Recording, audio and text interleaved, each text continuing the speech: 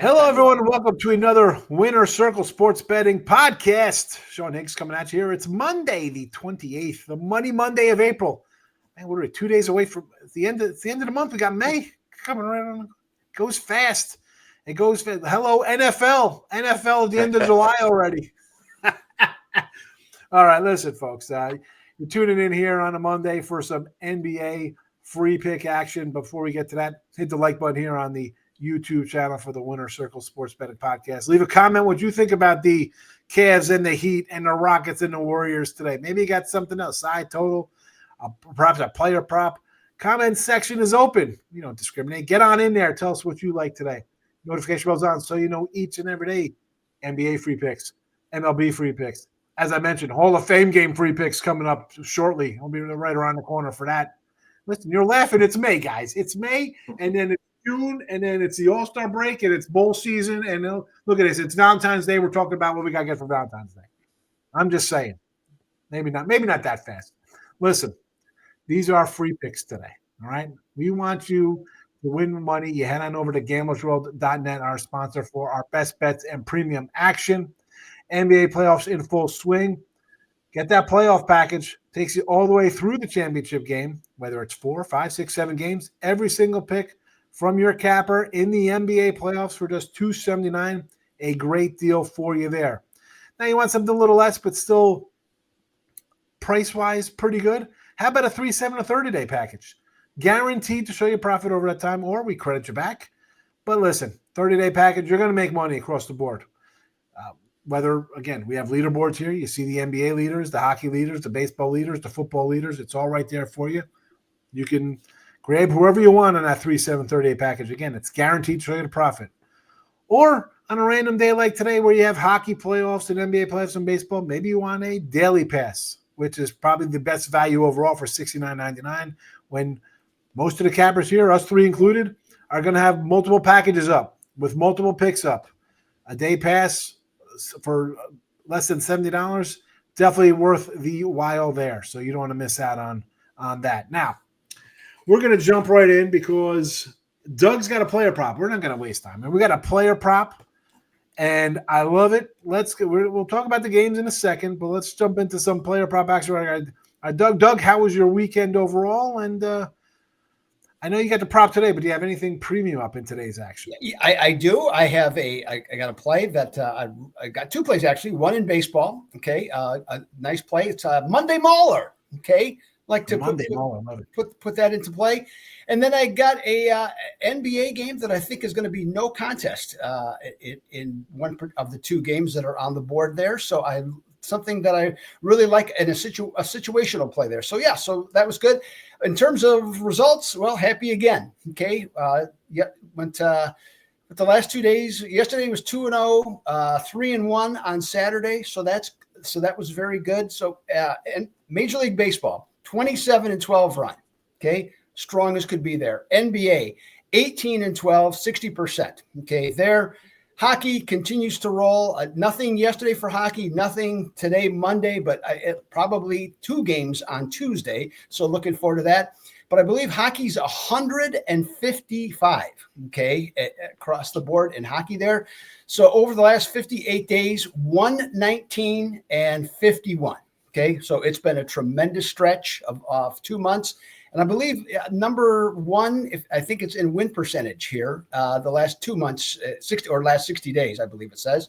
And that's so it's been a great period here. And Sean, before I go any further, I just want to let you know, don't forget, in 6 weeks is the UFL playoff start. So if you love football, UFL, there we go. Okay, so don't forget that one too. Okay, so we want to make sure that we get there. So yeah, so lots of good stuff. And yes, I do have some prop action here for you. I'm just UFL. Come stop with UFL. If you're going to bring up NFL, I'm bringing up the UFL. That's just if you want to bring it up, you can count on me. If you're doing a show with me, you can count on me. I'm going to bring it up. Chip Chirimbes coming in. How is the A play's been doing for you there? No, we finally back on track in NBA action. Went 2-1 yesterday, missed sweeping the board. I don't know how. Magic didn't cover at the end of that game. And we did go 1-0 in baseball as well. So we're moving right along. It's a great time of the year. One comment I have to make, you mentioned the USFL and thinking about football. That might be where Shakur ends up. And I'm sorry to say, I haven't heard one broadcaster tell the real reason that he was not selected. And I believe in my heart of hearts, that's because too much baggage. If you bring him in with Deion Sanders overlooking your shoulder, having the comment, there's be such a distraction. I think that is the main reason they didn't take Shakur, not his talent level. And I hear these pundits saying, excuse me, folks, that the NFL was racist. They didn't take him because they were racist. Now, could you imagine 97% of the players that are selected are black, and they're calling the NFL racist for not drafting him? All right, that's enough of Shakur.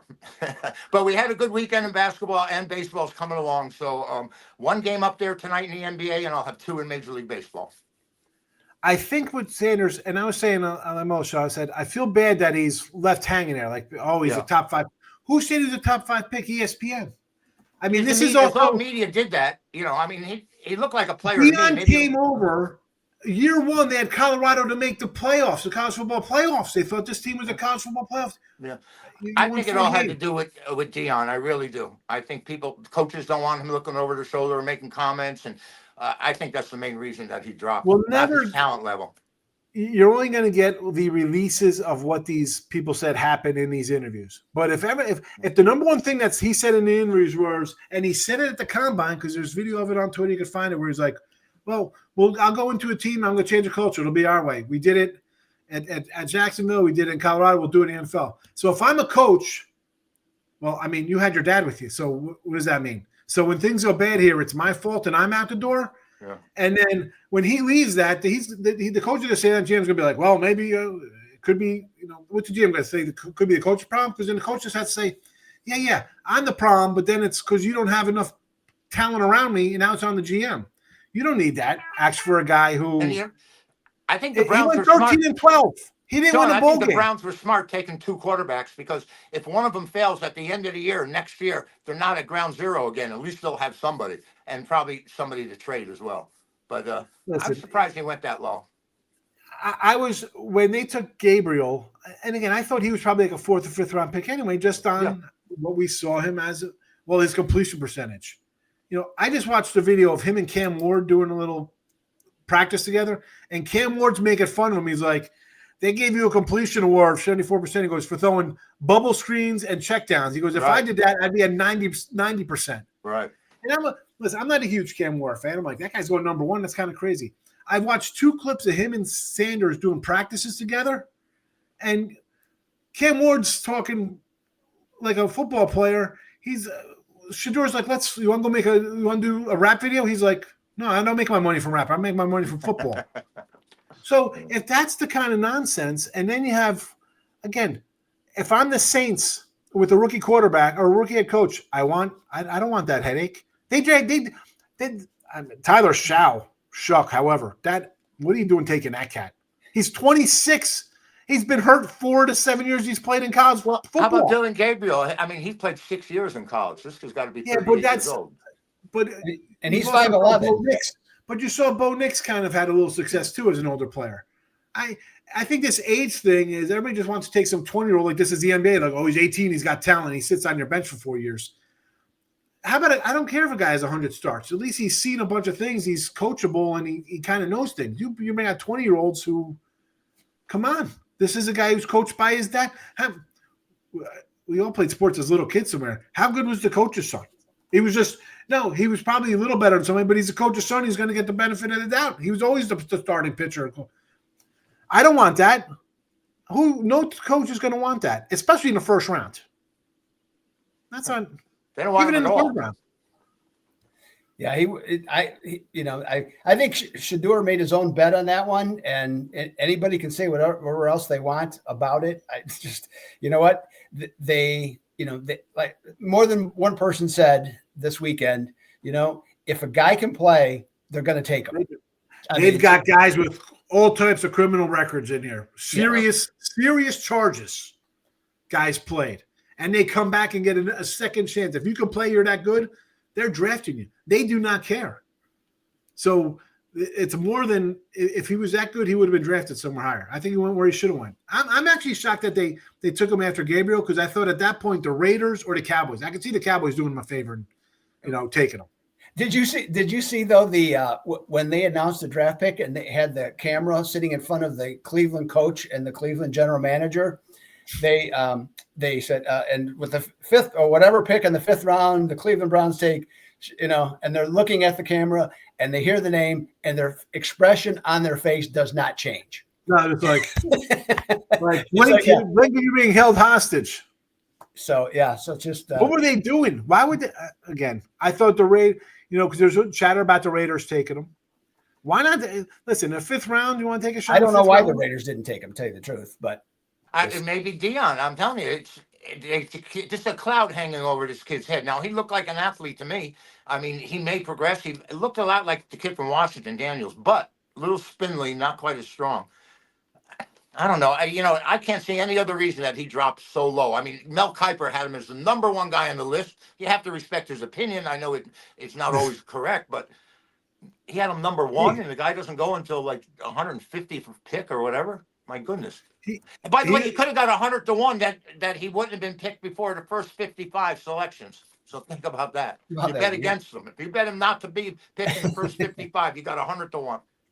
I saw someone posted at a Mel Kiper top 5 picks, and it was Mitch Trubisky 1, Deshaun Kaiser 2, Watson 3, Luke Falk 4, and Patrick Mahomes 5 top eligible quarterbacks in the draft. Luke Falk. Oh my God! All right, NFL talk. We'll have plenty of time to talk. I'm trying to start that. You said it. You said USFL, and you got me thinking. So you started this problem. I didn't start the UFL. I was Doug. You mentioned USFL. I said NFL Hall of Fame game in July. Well, I didn't say USFL either. I said UFL. So UFL. Okay. So I've already made 2 errors. Well, you can play short for the Yankees then. Yeah, you're ready for the New Jersey Generals to start suiting up again. Oh, hey, I got season tickets for that. I have a Oklahoma Outlaw banner here. I'll pull it up when we do a. I love that stuff. How about the USFL? They're wearing the exact same uniforms, have the same teams as the league that folded. Right? Birmingham Stallions, the whole thing's all over. Same thing. It's not the USFL. It's the UFL. You're throwing an S in there, Chips. Is there? Yeah. They combined. Take pride in the United States. That's the problem with you guys. You got to remember, USA. They combined. Sergeant Slaughter should be here. Sergeant. All right, we got to get. We're going to mute Chip now, but it's got to go. Let's get to. Actually, Chip will stick with you. Why not? Cavaliers and Heat, 8.5-point favorites here with these guys. Looking to wrap it up. They're up 3-0. Let's be honest. This is a question of, is it a blowout or did the Heat show any heart and have a first half in them to keep this game close? I didn't play this game. I'm not going to play this game because I don't know what to think of it. My gut says to take Miami first quarter there, thinking they're going to come out and show a little bit of pride. You're down 3-0, but I don't think I'll put my money on it. This is for you, Mr. Chip. What do you got? Well, I passed the game personally, and Cleveland 8.5-point favorite on the road. You can understand why. They were 31-11 on the road. Miami finished 8 games under 500. It just seems a little odd to me that this is a playoff game or a matchup. Cleveland's won the last 5 meetings, and they've gone over 7 of the last 10 meetings. Miami's got to have some kind of pride. I mean, they were certainly so embarrassed. I just don't know if their talent level could even match up. This Cleveland team is a juggernaut on offense. They're a really good club. They had the number 1 seed in the East. I would take Miami just off the fact that they got so destroyed, so blown out last time out. And as professionals, I think their coaching staff will have them ready for this game. So a very weak lean for me to be on the Heat in this game. I mean, I wouldn't put my money on it. I'll tell you the truth, because the Heat may be done without Jimmy Butler. They've been a totally different team, and they weren't that impressive when they had him. So. Cleveland could rout them, but I'll take Miami because of professional pride. You lose by 37. But you lose by 37 at home, Doug? Yeah. That's that's what it was. Now, I think in this one, Cleveland is just a bad matchup for Miami. Yeah. Okay. Miami's they got guys in the backcourt that can score, but I mean, I'm not sure they can defend any one of the three of us. Okay, now or before. Okay, so I think, and their only way that they can compete is to play a more deliberate style. And when they play teams of their equal talent, they do play better defense. But this Cleveland offense just can overwhelm them. The only way I'm really looking at this game to give Memphis a chance, or Memphis, it's about Memphis, is Miami, is that if Oklahoma City plays like they did in Memphis, okay, so where they just went through the motions, played no defense in game 4, just, and let them hang around to think that they had a chance to win. So for me, I can't take Miami at all in this one for any situation. To me, it's either Cleveland or pass. And as I have said before, this is one of these want to games. If Cleveland wants to, they win and they cover. If they don't, they don't. Simple as that. The lean here from Chip is on the Heat after getting smashed again. I mean, what's there to say? You lose by that in a playoff game. It's just terrible. It's terrible. And the have and have-nots in this NBA season, you see it separating themselves. We saw with the Thunder sweeping and beating up the Grizzlies pretty good. Grizzlies did show a little heart at home. No heart so far from Miami. They're already in South Beach mode, apparently. They're clubbing it up. But listen, this is Chip's lean free pick. You want his best bets? You want to know why he's number 2 in the NBA and number 1 in wins in the NBA? Head to gamblersworld.net and get his best play there. And you're sticking around, hit the like button here. Now, Doug, I was going to open up with your player prop, and then we got sidetracked onto other stuff. So thanks, Chip, taking over. So Chip wants to talk the NFL. Anyway, I'm just busting shots here. Here we go. Player prop action, and because this will easily segue into my night game here, the nightcap of the Rockets and the Warriors. But take it away. Player prop action from Doug Upstone. Yes, Alperen Şengün. He is the Houston center, okay? And he is the most consistent player that team has. And we've seen that in the playoffs. Jalen Green, I think, is the most important player on Houston's team. But he's a miracle when it comes to scoring. And not miracle, because he is up and down. But the thing with Şengün, he is a foundation player. And so I'm looking at him for points and rebounds coming into this game. It's 20. Last I saw was 23.5 on that. And I think in his case this season, in the playoffs, he surpassed that total in each game. And then also on the complete season against Golden State, he's 7-0 over. So I'm going to recommend to go over over the 23.5 for him. And the other advantageous aspect of it, it has gone up from 22 to 23.5. So the odds have switched from 135 down to minus 105. So we go up a point, but we get better odds. So I'm good with that. So I'm saying take him over in game 4 against Golden State tonight. Look at how does this guy get the crazy little Şengün? He's got the little things over to. How did you pull that one off? What is going on? It's where he's from. Excellent work from from backstage right there to get a little crazy little. I don't even know what to call it. Apostrophe. I don't even know what's happened up there. You got anyway. Yeah, I don't know what that symbol is either on the E. Yes, I know. Yeah. Excellent. Well, whatever. Good job back there. Excellent work. All right. Player prop action again. We had 2 games today. It happens. And, as the week goes on, we might have only 1 game. We'll see what happens later on in the week with the NBA. But Şengün over 23.5 points. Chip, you got anything to add about Şengün? You like this cat for Houston or what? If I can't spell it, I can't pronounce it. So there's no shot. Spelling is easy. Saying is right. Yeah. Şengün, easy to say. But that's the American version of it, Şengün. Yeah. Şengün. Yeah, I thought it was Şengün. All right. If spelling is so easy, how do you spell red? How do you spell what? Red. Well, other than R-E-D, you mean? Oh, see, there you go. I meant R-E-A-D. There you go. Playing word games now. That's red or read.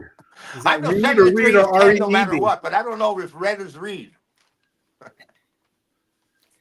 What else? What other wordplay? Well, enough with the wordplay. People are going to be like tuned out. They'll miss out the Warrior game. All right. Free pick, Sengun, get Doug's Monday Mauler. Go get it at gamblersworld.net. Now, Rockets and the Warriors. Here we go. The 2 seed is down. Not looking good. Are you really going to go down 3-1 here, Houston? You're catching, 3.5 now, 4 points, total of 203 against the Warriors. Now, I liked you guys to win the series. I thought you were going to beat the Warriors. I thought, young guys, here we go. Older squad. I know it's Jimmy Butler and all this and that, but I wasn't sold. I thought the Rockets last year kind of took a little step forward, and I thought this year they'd be a little better and win a couple games.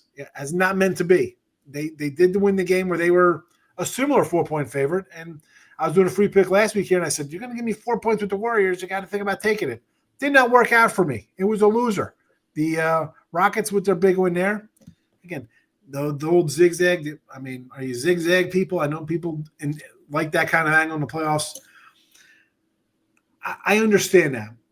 I do like the Rockets here. I do like the over. I'm going to concentrate on the over, though, 203. And this has come down a bunch. And we've seen some low totals. 203 is low. We saw those 197, 198s in the Celtics. You're down 2-1. Your back's to the wall. This is it for you here. Because if you lose this one, you're losing on Wednesday or Thursday whenever you play at home. You're not winning. You're not coming back 3-1. It's over. I'm going to go over the total here. To win, you need to score. To score, you need to put up more than 100 points because the Warriors, been there, done that, championship pedigree, coaching, players, veteran, the crowd will be there. You need a huge game here for a win. So if you're going to have any shot at that, you're going to need points on the board. I'm going over 203. Little bonus there. Again, I do lean the Rockets, but I just think they got to come out and score. And if theirs don't go in and early in the 90s, those long rebounds for threes and this and that, I think we'll run it the other way, and the Warriors will get up into that 115 kind of range anyway. So I think this is a low number. I am going over 203. Doug, Rockets, Warriors, your thought? Yeah, I think what you said about the shooting part. I mean, Houston's just not a good shooting team. I mean, and they really make no bones about it. They try and chase down all their missed shots, and they do a great job at that. But I mentioned Jalen Green earlier. Here's his 3 games, okay, in terms of scoring: 7, 38, and 9. Can you guess the outcomes of those games as to how they went? I think we can figure that out. Houston has shot below 40% in 2 of the games. So what we just talked about before is they experienced a difference, and that seems to be the biggest thing.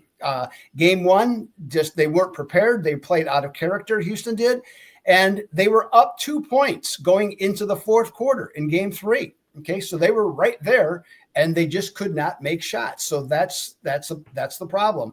The other thing here I'm looking at is that road teams like Houston that are underdogs of 3.5 to 9.5 points with 2, let's just call them average offenses, and that means 108 to 114 points a game. After they have played 2 games in which they allowed 48 or less points in the first half, and they end, and in this case, they won 1, they lost 1. Those teams are 5-27 in the next outing. Okay, so I'm going to go with Golden State on this one to take care of business at home. And so I think Jimmy Butler is more likely to play today. I haven't seen that he wasn't. So I think we're good to go on that. So he'll add a little extra offense to back up your point, John, and we'll see what happens. He probably is good to go, which is why I went from like a 3 to a 3.5, 4. So it's on the way up a little bit. So he looks like he's definitely a probable that he's going to get into the action today here. Chip, Warriors, Rockets, what do you got? Well, my first impression when I looked at this game was that the total was awful low, and you said you're going over because of it, and it sort of, I said Golden State only, it's 203 with their offense and Curry going crazy all the time. So I thought that was an inducement to come play the over, and I would play the under on this game. Houston's won 2 games twice since April 4th. Today's what, the 28th? And both wins were over Golden State. They've lost 5 of the last 6. They really have their backs to the wall, like you said, Sean. If they don't come up big here tonight, there's trouble. But Golden State's 7-3 in the last 10 meetings between these two teams, and Jimmy Butler is probably going to come back, which might increase the Rockets' intensity. I was kind of surprised the way the Rockets, their fourth quarter last time out. I mean, they had a 1-point lead, I believe it was, going into the fourth, and lost by 12 or 13. And I that 203 bugs me. That 203 as a total, it just looks so inviting to play over because of Golden State's offense. So I'm going to give it under. And I know the official play on the show is over, but that's just my instinct on that number. Listen, 213 in game one. That game played 95-85. They drop it to 204.5, then in 205, and now we're here down to 203. Yeah. We've got 197 points, and what do we got? 203 in the other game. I mean, they're close. Yeah. But again, as you brought up Green, Doug, he's one day he's 4 of 11, the other day he's 15 of 20. So today the day breaks out. I don't know if him. I just think for them to win, they got to score more than 97 points to be in this thing. So if they're getting into the hundreds, I know that Golden State will be into the 105 to 110 range anyway. Right. So yeah, it's not 1994 anymore. Knicks and stuff like that. With the wrestling matches the Knicks used to play in the early 90s. Yeah, teams like that. Again, I'm all for defense. I'm glad to let some of these guys play. I know people were upset yesterday with the Lakers, like, they're pushing off. Let them play. Let them play a little physical, man. First of all, how LeBron's getting pushed on. Like, Anthony Edwards is a little guy. Like, come on, let him push off. I like that. I want to see a little physical and a little more than what you see during the regular season of just threes and not really contested kind of plays. This is win or go home basketball. Let's play big boy basketball. A little rougher. I don't mind that a little bit, but yeah, we don't want to bring it back to 79. We saw playoff go 69-65 kind of playoff games in the fourth quarter. All right, free pick recap here. Heat for a lean for Chip. He couldn't even go. He couldn't even say, "Yeah, we're taking him today." It was like, this is a lean. I don't even like this game at all. Really, they're ugly. I like the over Warriors and Rockets. Doug with the player prop on Sengun, whatever. You know who he is. He's the big guy. The big center for the Rockets, 23.5 points, rebounds over 23.5. Free picks here. Head to gamblersworld.net for our best bets. Doug's got his Monday Mauler. Chip, I think, has Major League Baseball up for today. I have a Major League Baseball best bet, my only play today up in MLB. Go get it. One game today in the package. That's it for me.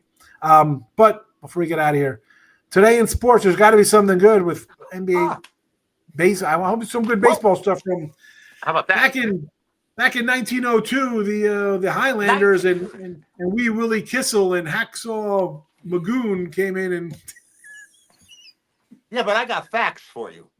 All right, on this day, 1961, Warren Spahn, 41-year-old Warren Spahn, pitched a 1-0 no-hitter over the Giants.